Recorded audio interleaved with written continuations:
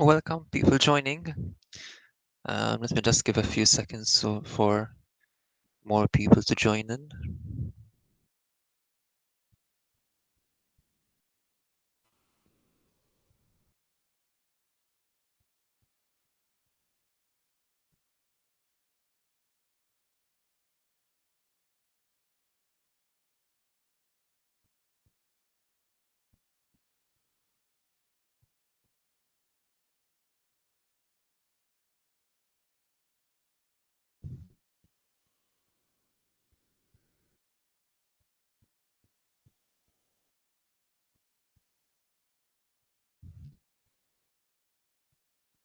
So I think we can start. Um, thank you for joining. First of all, I'm Chris, and as you saw from the title of the talk, I am a data scientist and also researcher. I completed my doctorate after pretty much spending my life studying. And I was looking forward to finally being able to, so to speak, enjoy life a bit. Um, and in fact, I did for a short while. So I spent about a year working in France as a postdoctoral researcher. And I met some great friends there with whom I'm still in contact with, actually. Um, but then when my term there was nearing its end, I started feeling a bit of tiredness, a bit more than usual. At the time, I didn't really think much about it, to be honest, because I had a lot of um, things to do to relocate back to my home country, which is Malta. So I was doing a lot of preparations to end my rental agreement and utilities and so on. So I thought, maybe it's just all of this going on is making me a bit more tired. But then when I came back home, um, this feeling of tiredness persisted. Initially, I thought maybe, I was working a bit too much, working on computers. The screen might be making me a bit tired because most of my tiredness, I was feeling it in my eyes. So I thought, maybe I need some glasses or something. So I did some new glasses, and I used them for a while, but still didn't make much of a difference, to be honest. Um, I did eventually talk to a doctor, and in the meantime, a few other symptoms had arisen, and the doctor immediately said, this could potentially be some form of cancer. So I would suggest that you do blood tests and biopsy immediately. So I did that, but all the tests came negative. Everything was fine. So, okay, well, good news, but also bad news. I still don't know what I have. Um, Time went on, and still symptoms continued increasing. Um, I was feeling more tired. I had a loss of appetite now as well. So I went for a second opinion. I also had like a swelling in my neck at this time. And the doctor told me, oh, this is nothing. You just have a bad tooth. You just need to go to a dentist. He'll get it out for you because it seems like it's causing some sort of infection or something, and everything will be fine. So I did that. I went to the dentist. They removed my bad tooth that I had, and the lump did actually go down. So that was great, but still the symptoms persisted. And actually, they kept on increasing. To cut the long story short, 6 months passed, and by this time I had lost a lot of weight. I was, barely eating anything. I had a lot of night sweats, they're called. So basically, whenever I sleep, I just get drenched in sweat. So yeah, finally, then I did several other biopsies, and finally it transpired that I had Hodgkin's lymphoma. So obviously that was quite a shock. Um, you know, um, it's always not nice when you have this sort of thing. Um, yeah, also a shock to my family as well. A lot of uncertainty was going to happen and so on. But the doctors reassured us that Hodgkin's lymphoma is actually quite a curable disease.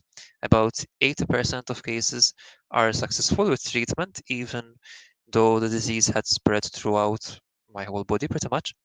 Um, and yeah, they were very hopeful that everything will be fine. And in fact, when I did my first course of treatment, I spent about a month in hospital. Um, it was quite a difficult month, to be honest, but after that period, I did some tests and they confirmed that actually the treatment had worked very well and I was back in remission. But they said we will still continue some treatment, some lower dose treatment, because there might still be some small traces that are not picked up in these tests. So I spent 3 months getting treatment once every 2 weeks, going to hospital, then coming back home. Um, and finally, I stopped this treatment in around December. So I spent Christmas and New Year with my family in peace, and that was great. And I started thinking, yeah, I'll start going back to work now, and started thinking of how I'm going to start my life again after this ordeal. Uh, However, a couple of weeks later, I started feeling some symptoms again. I was terrified, to be honest. But I asked my doctors if I could do some tests to try and confirm if it's really is the disease is coming back. And they did confirm that actually, yes, it was coming back. So then I had to go back to hospital again. I was readmitted. Um, this time they told me, the treatment clearly wasn't successful the first time. So now we'll have to do something different. We need to do a bone marrow transplant because your um, blood system is not working well. To give you a bit of context as well, because I didn't explain it, Hodgkin's lymphoma is like cancer in the blood. So the immune system doesn't work properly. So that's why I needed now a bone marrow transplant to kind of replace the blood generation system. Um, I spent 3 months in hospital this time because it was a bit more complicated this time around. The first set of treatment that I took wasn't successful, and it also left me with some hearing loss as well, hearing damage, which I still suffer to this day.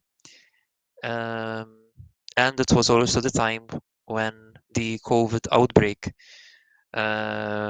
started. So it was quite a difficult period because I was at hospital and nobody could visit me, not even family, no friends, nothing. I was pretty much alone. Um, so yeah, that was quite difficult. But then I came out of hospital.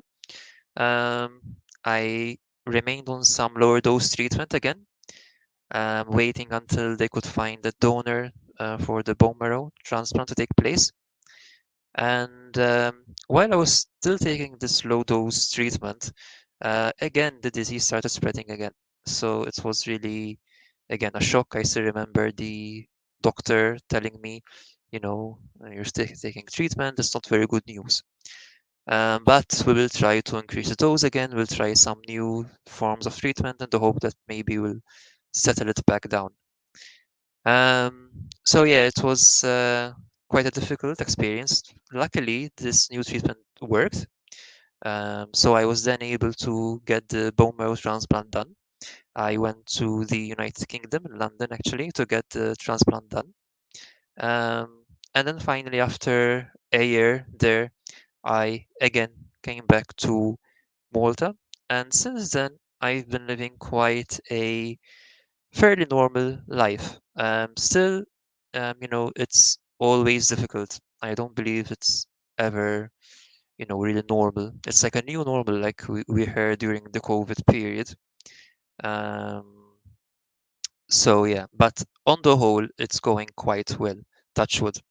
Um, Nevertheless, there are still a few things that remain. Like I said, it never really, it's like something that you have to live with.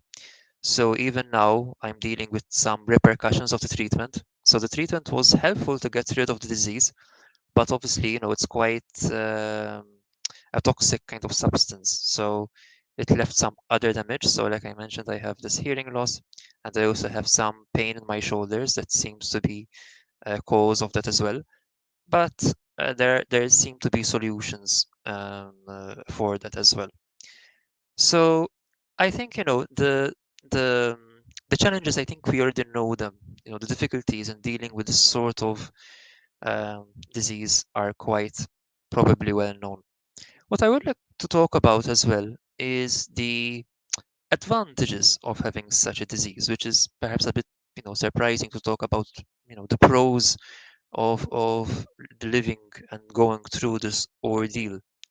First of all, um, I think one of the first things I realized is knowing who your friends are, because I had several friends, some of which like kept in touch. They kept asking me how we're doing, what's going on. Some of them visited me in hospital when they could before COVID. But some others, they didn't really keep in touch or anything like that. So I think that was one thing, yeah, like really knowing who your friends are. One of my friends actually also encouraged me at the time to keep myself occupied by learning a new programming language um, called Python. Now, if there are any data scientists among you or any programmers, you for sure have heard about Python. It's one of the most popular programming languages worldwide. It's used in pretty much everything these days. Um, but although I did have a bit of background in it, I was still a bit green in using it. So he told me, let's try and create a project. We'll work on it together. And that way, you'll have kind of a goal, a target. If we have a project, to work on. Um, and yeah, in the meantime, you can start learning Python.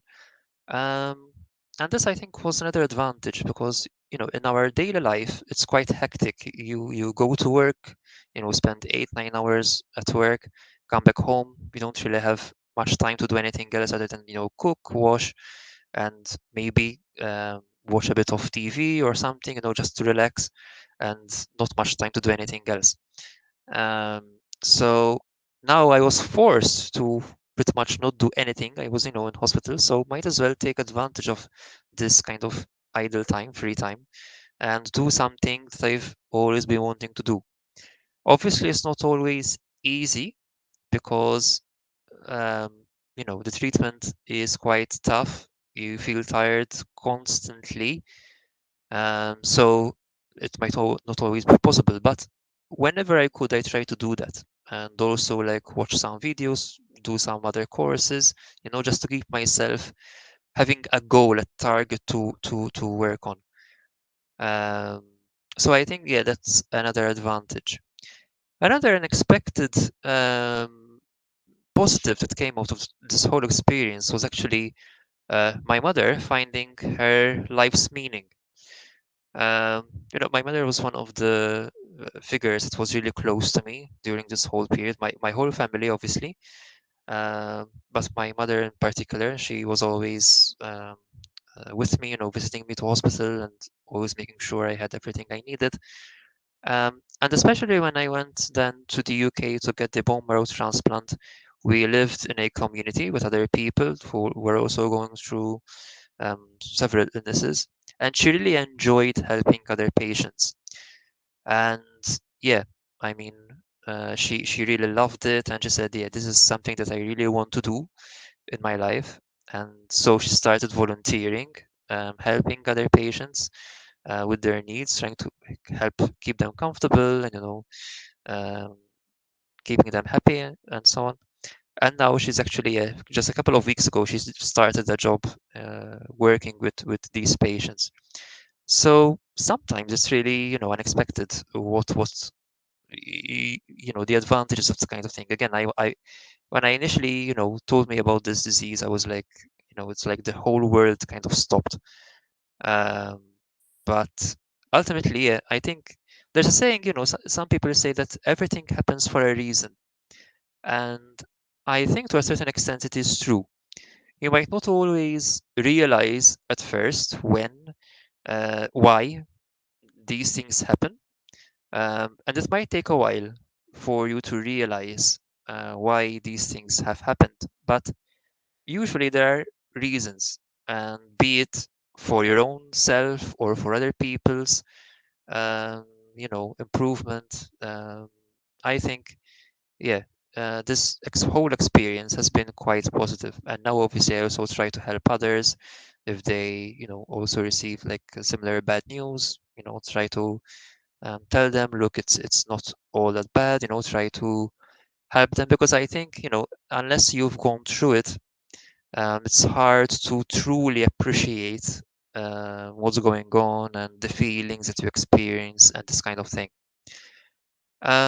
So yeah, I mean, I guess my message is this: this was quite a difficult journey, um, but ultimately, I think it was also quite positive and quite helpful. And now I'm back to work. I'm working, as a data scientist, and this experience also helped me just have a different outlook on life. Before, I used to, give work, you know, huge importance, huge priority. Um, but these days, I kind of realize that, work is not everything. You need to enjoy life, because you never know when, until when you'll be able to enjoy it. So I also like recommend that, like, enjoy life as much as possible, because you never know what could happen. I'm not saying, just quit work or something, but yeah, I think it's a question of balance.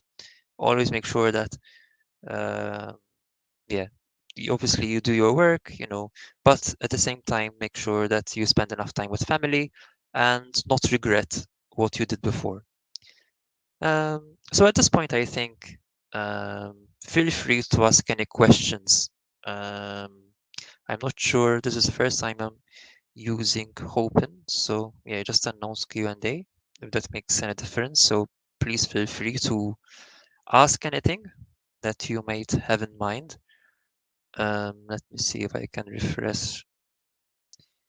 Very good. Oh yes, we have a question here. So let me see. Okay, we can approve. So this is, yeah, a good question. So what did you do before becoming a data scientist? So yeah, very good. So my background is really in IT. So I'm really more of a researcher. Um, so I work in image processing and computer vision. So it's really like, interpretation of images and videos, extracting information from them. Um, I used I mostly worked in biometrics. So my doctorate, for example, was on face recognition.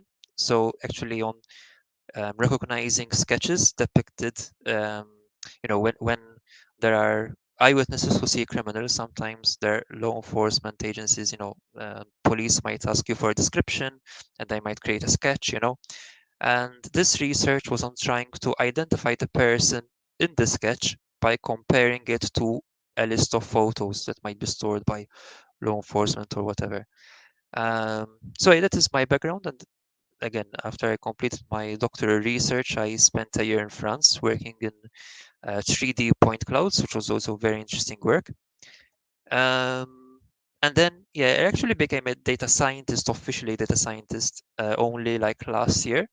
I'm now in a AI startup company. And it's also been, yeah, quite an interesting experience as well. Not without its challenges. It's a fast-paced environment, but it's also quite a interesting kind of scenario, because I was at this point I was mostly in academia, so it was nice to see something, now in industry. Um, so yeah, I hope I answered your question there. Very good. So let's see what else. Um, oh yeah, you're very welcome. Yeah, it's very inspiring story. Thank you for sharing.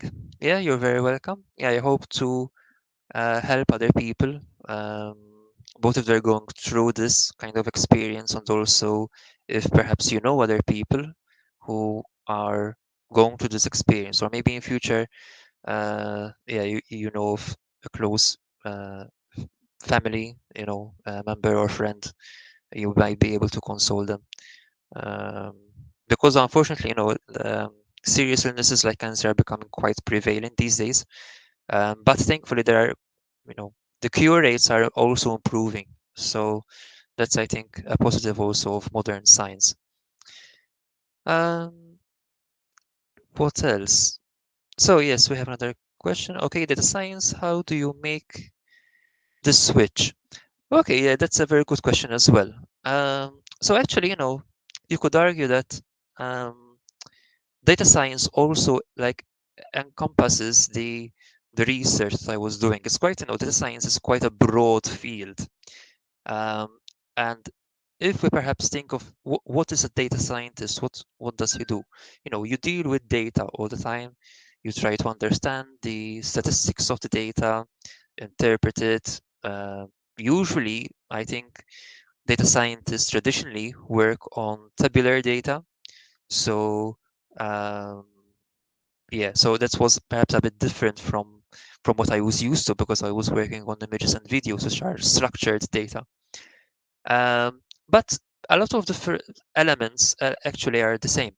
So again, the statistics parts, it's common to both sides. Obviously, I did need to do a bit more learning about it all. I did a few other courses here and there, nothing special, but just yeah, going through links, going through also Medium.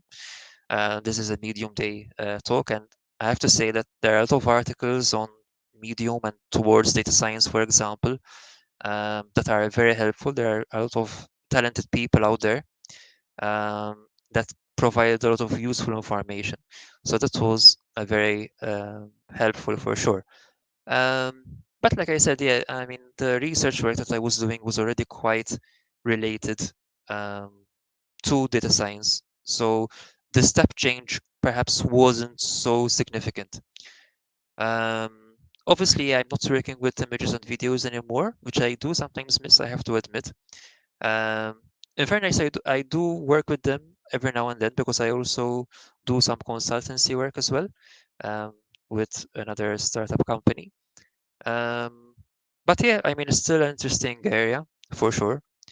Um, and yeah, it really exposes you to different kind of world and different tools that are available. And sometimes, yeah, being exposed to different areas helps you. Sometimes, you might come up with an idea to use a tool that's normally used in one domain and then use it in another domain where not many people might have then used it. So that gives you perhaps a bit of an edge there to give you yeah a bit more thinking outside of the box kind of thing. So yeah, very good question. Thanks for that. So let's see what else. Um, very good. Okay, yeah, that's a very good question as well. So let's say that.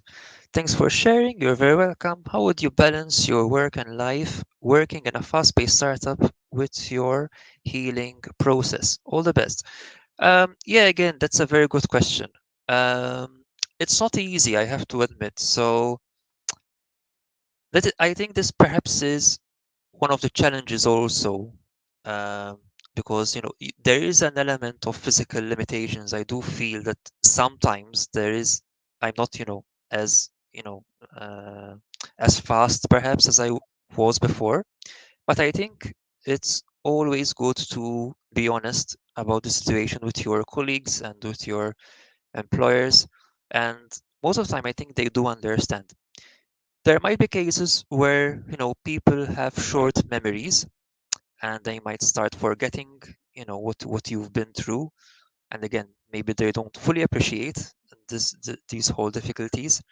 um, and at that point if you see that they're not cooperating, I think then it might be time for a change. You don't want to work with someone who is not compassionate and is not understanding. um, but yeah, I mean, I always try to balance work and life. I have, especially now, um, I try to, I know my hours of work, what they are. and then as soon as my time comes up, then I stop and I just do things that I enjoy. So be it watching TV or playing video games. I also like playing video games a lot. I try to do that. It's not always easy. I have to admit, it isn't easy, but it then comes down to you. You need to be kind of adamant with yourself and say, look, I'm just not going to work any longer than I absolutely need to. You know, there are more important things in life. And again, I think this experience helped me to realize that, because one of the things that I remember is a certain element of regret, to be honest, when I was in hospital. So I remember thinking, I didn't have time to do the things that I really wanted to do yet. So what if the treatment is not successful? What if I don't make it? I spent my life just studying and working with, I didn't get anything in return. So I think it's really important. Yeah, I think of this moment when I'm working too hard, or, you know, and I think, yeah, I need to stop. I need to enjoy, because I don't want to be in another situation where I regret not enjoying life more, not doing what I wanted to do. And actually, writing on Medium was one of these things that I had been wanting to do for a while and not being able to do it, because I like writing, I like content creation in general, and I never really had the opportunity to do that before. And after this whole ordeal, I decided, yeah, I want to try and do things that I actually want to do. And so, yeah, I started writing on Medium. I don't have many articles so far, just 3 articles, but it's a start. And I hope to start building a larger repository in the weeks and months to come. Yo, thank you very much for this question again. So we have another question. So I acquired, so okay, let me approve this, because I'm hoping you have to approve the questions before seeing them. So I acquired a disability a few years ago, which led me to change my career. I believe it provided me with some new skills too, like improving my problem solving and team working. Do you feel your illness has given you new skills which help you in your career? Yes, very good point. Yes, for sure. Yes, for sure. Like I said, so during this whole ordeal, um, I also came to know the friends that are truly your friends. And again, one of them kind of exposed me to Python and how to learn it, and he also exposed me to some other tools like Google Colab, for example, which wasn't aware of before. So it makes it very easy to kind of get started with Python and get going and building, models or whatever your programs without having to install anything on your local computer. Again, makes it really super easy to do. Um, and yeah, like I said, like having a different outlook on life, I think helps you then how to deal with people, and how to view the problems that you have. And maybe before there were certain problems that I thought, oh my God, this is like a huge problem. What am I going to do? This is disaster. And nowadays, although I might still think that, because it's still kind of in my nature to worry a bit, I have to admit, but I try to have a different perspective. I say, yeah, okay, it's. I've had problems before. I've had bigger problems than this before, so I'll be able to deal with this. Okay, let's just tackle it little by little, break it down, and I'm sure that we'll be able to solve it at some point.